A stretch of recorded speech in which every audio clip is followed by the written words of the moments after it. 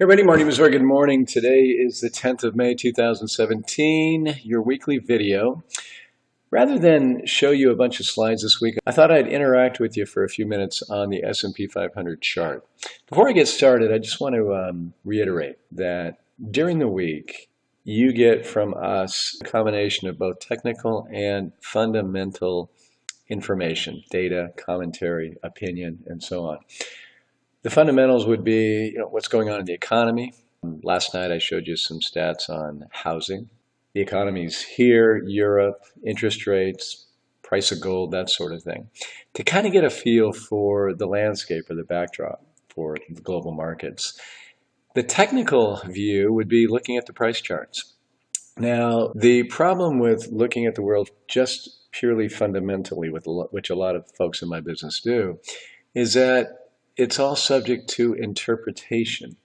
And it's easy to look at things or look for things that confirm biases and so forth. We're all individuals. We're all inherently optimistic, pessimistic, hopeful, and otherwise.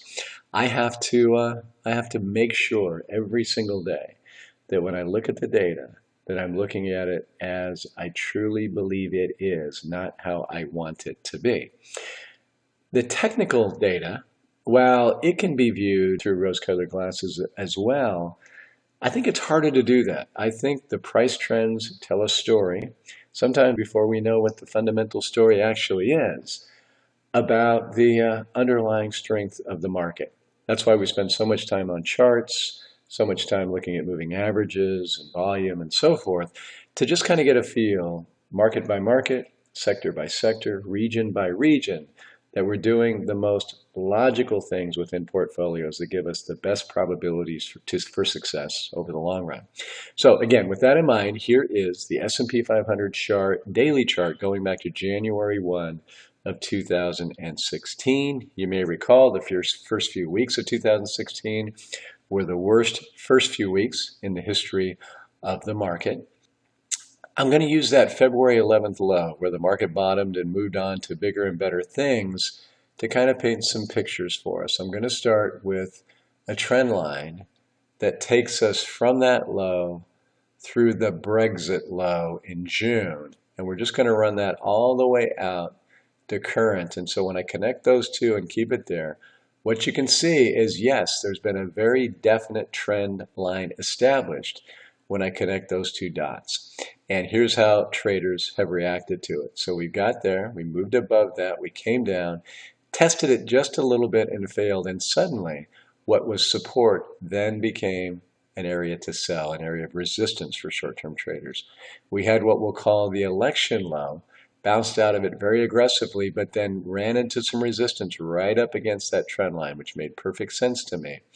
Stayed as resistance until, December, when finally broke above it with some momentum. So folks who sold here got burned and then got a second chance to get back into the market, and they did. So this was support. In fact, support and resistance all the way here until February, until we broke above it with some momentum, came back but couldn't hold that. We had a big down day here in March, and suddenly it became resistance again, and that's what it's been ever since.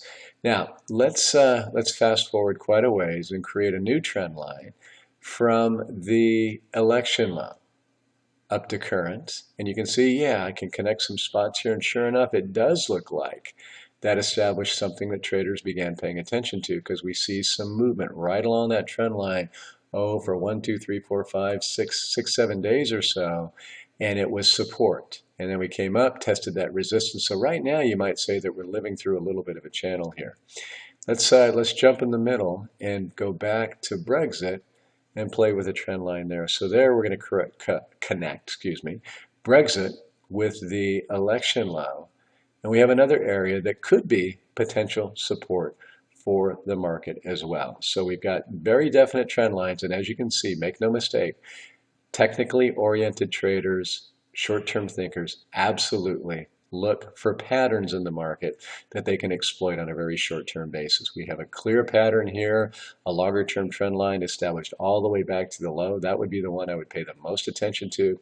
If we break down below that and we break down below this one, from a pure trend line perspective, then we'd be looking for support right in there. let me fold in another tool called Fibonacci retracements. We've done these here before. I think it's been 2 or 3 months since we've done it. So this is a very interesting analysis that traders pay very, very close attention to. So you take the low and you move it up to here. And so now we have the low and then we have the high, and we began to see things break down.